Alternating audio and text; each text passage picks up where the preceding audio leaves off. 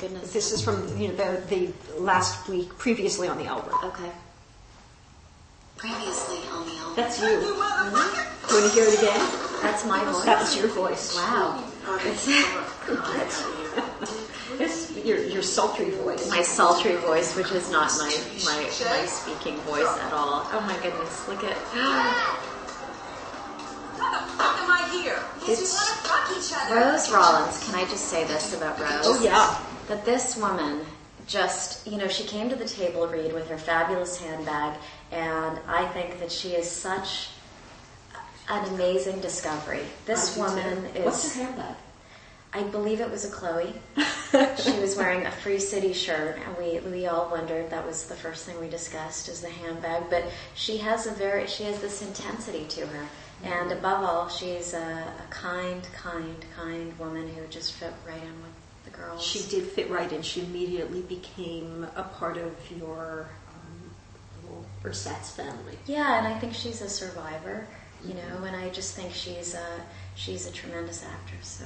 My agents are here. Tina, you should go talk to them if you want to do this. Oh, I was so sick when we were shooting that. You were? I had just come back from Venice, and that was when I decided to stop smoking. Do you remember I had severe bronchitis, and I couldn't get through the scene without coughing. And I decided, I've been smoking since I was 18, and I just decided I've had enough. So I went cold turkey. So have you continued to be a non-smoker? Yeah, I've quit. That's amazing, Mia, because you were such a serious smoker. I was, and I've quit, and it's the hardest thing I've ever done, and, it was because actually that was the scene. Good for you. I was just fed up with being sick all the time, so. Wow. That's Marina. That's Marina. Bronwyn did such a great job shooting this. Yeah. Oh my God. It's wild having Karina back on the show. What was it like? Having Karina back, well, it's always an event. I know that she's really interested in music and musical theater and circus performance art, so I'm glad she got to do something that she loves. Yeah, and I think that, and in part, that's why we did this. I mean, it fit the story perfectly. Right. But... And it fit into Jenny's story, right, which was great. We wanted to have Karina back. We had her back in the first episode, obviously. Right. And then we wanted to have her back one more time, and we wanted it to be surprising and fit into Jenny's story. And I wanted it to be something that Karina had always wanted to do. Right. And I think, when I did those scenes with Karina, it was very, very clear that Jenny is still very much in love with Marina. I think, in my opinion, I don't know how you feel about that, but I think that this is the great love of her life. I just want to talk about something that's come up on our chart, which is, we do this feature, What Would Jenny Do? Right. And, we did it out of affection for that character who is so extreme and whose behavior is sometimes unfathomable. Right. Actually, Jennifer told me about the site while I was in Paris, and I went on it, and I think it's really, really funny, and I think it's as outlandish as Jenny is, and I'm shocked by the things that are written on the site. And of course, there was a moment when, very early on, when some of our users said, well, is this Mia Kirshner? Is Mia... Yeah. No, I'm not writing as Jenny. No, I am Mia and Jenny are two very different people. Yes. I did have something very funny happen to me in Paris recently. I was sitting in a cafe with my, computer exactly like that, and this French man walks up to me and says, "Can it be?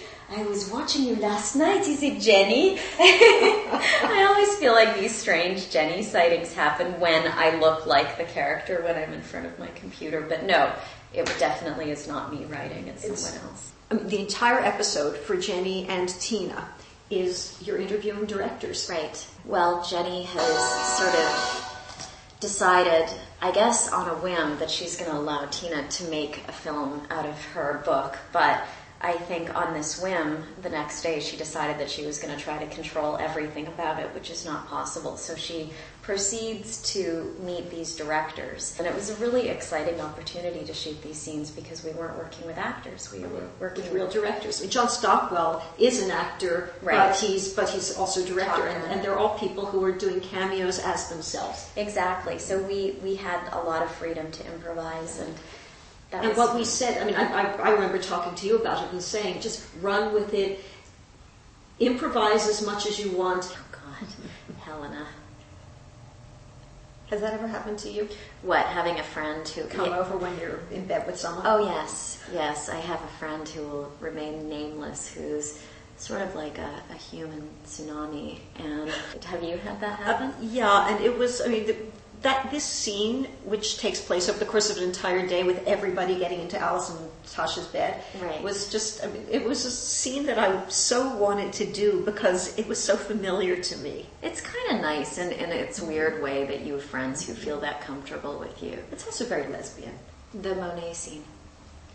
The Monet scene. Yes. Okay, you know what?